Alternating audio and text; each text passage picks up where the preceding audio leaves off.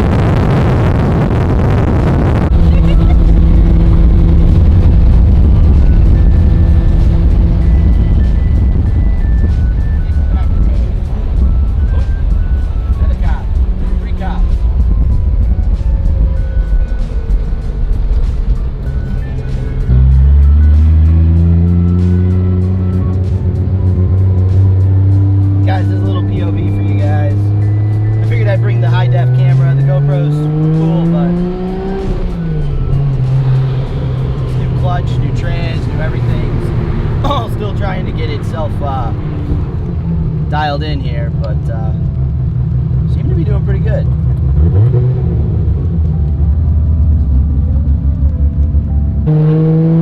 Alright, so let's hope we don't see any police trouble.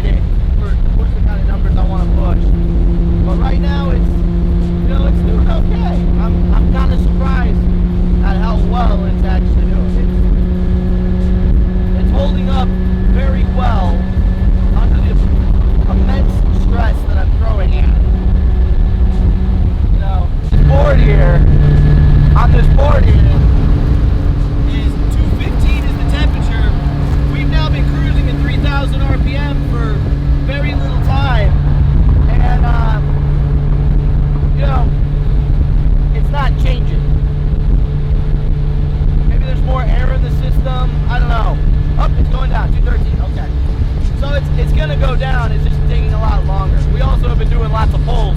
Pull after pull after pull after pull after pull to 140 plus miles an hour. So, you know, that's definitely gonna throw things out of whack.